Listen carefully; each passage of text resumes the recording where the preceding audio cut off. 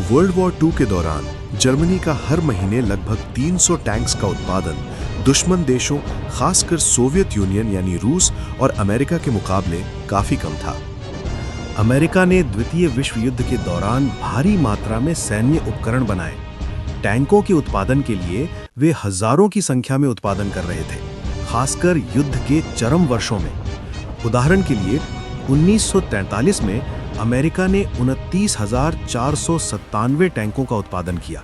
1944 में उन्होंने 17,505 टैंकों का उत्पादन किया। अगर हम 1943 के आंकड़े को देखें तो ये औसतन 2,458 टैंक प्रति माह से अधिक था। सबसे ज्यादा उत्पादित टैंक था M4 शर्मन। रशिया भी इस मामले में पीछे नहीं था। वो भी लगातार हजारों की तादाद में T-34 टैंक्स बना रहा था। सोवियत संघ ने लगातार हजारों की संख्या में T-34 टैंक का निर्माण किया। रणनीतिक महत्व: T-34 को अक्सर युद्ध के सर्वश्रेष्ठ टैंकों में से एक माना जाता है, जिसने पूर्वी मोर्चे पर युद्ध के परिणाम को मोड़ने में निर्णायक भूमिका निभाई। इसकी गतिशीलता यानी मोबिलिटी, गोलाबारी यानी फायर पावर और झुकाव वाले कवच यानी स्लोप्ड आर्मर ने इसे जर्मन टैंकों के लिए एक दुर्जेय प्रतिद्वंदी बना दिया था। सोवियत टैंक्स के डेटा को कम करने के लिए जर्मनी ने अपने एयरफोर्स लुफ्टवाफे को मैदान में उतार दिया। टुका रशिया में T-34 टैंक्स को बनाने वाली फैक्ट्रियों में लगातार बॉम्बिंग कर रहे थे।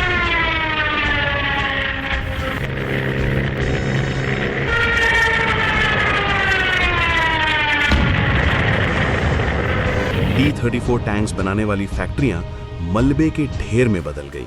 लेकिन फिर भी जर्मनी के मुकाबले रशिया के पास ज्यादा टैंक्स और आर्टिलरीज थीं।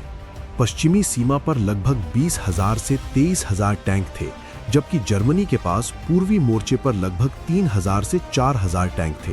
ये अनुपात सोवियत संघ के पक्ष में लगभग 1:6 से 1:7 का था। पूरे युद्ध के दौरान सोवियत संघ ने लगभग 1 लाख से 1,20,000 टैंक T-34 KV सीरीज आदि बनाए, जबकि जर्मनी ने लगभग 46,000 से 50,000 टैंक पैंजर STUG आदि बनाए। सोवियत संघ ने कुल तोपखाने की संख्या ट्यूब काउंट में भी जर्मनी को पछाड़ दिया। उदाहरण के लिए कर्स्क की लड़ाई में सोवियत सेना के पास जर्मनी की तुलना में लगभग 1.8 गुना अधिक तोपें और मोर्टार थे। हालांकि कुछ रिपोर्ट्स के अनुसार जर्मनी के तोपखाने का कैलिबर और प्रति राउंड बारूद का वजन शुरू में सोवियत तोपखाने से बेहतर हो सकता था, लेकिन संख्या क्वांटिटी के मामले में सोवियत संघ स्पष्ट रूप से आगे था, जिसने युद्ध के अंत तक विशाल मात्रा में उत्पादन किया। फरवरी जर्मनी के टाइगर टैंक ने ईस्टर्न फ्रंट पर रशियन टैंक्स T-34 को पिछाड़ दिया।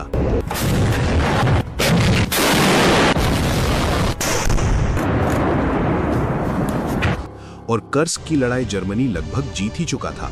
लेकिन ईस्टर्न फ्रंट पर जब टाइगर 1 टैंक पहली बार बड़ी तादाद में उतरा तो उसने T-34 के दिलों में खौफ पैदा कर दिया था।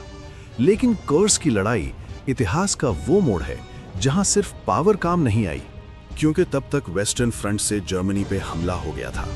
एलाइज फोर्स यानी अमेरिका, ब्रिटेन और कनाडा के फौज ओमाहा बीच फ्रांस पे उतर चुके थे। अब जर्मनी दो तरफ से घिर चुका था। एक तरफ से एलाइज अमेरिका और ब्रिटेन के फौज जर्मनी की तरफ बढ़ रहे थे, तो दूसरे तरफ से सोवियत रेड आर्मी भी ईस्टर्न फ्रंट यानी पोलैंड से आ रही थी। अब जर्मनी के पास लड़ने के लिए ऊंचे और अच्छे मोर्चे थे, लेकिन जर्मनी के पास बहुत थोड़ी तादाद में टैंक्स और ट्रूप्स थे।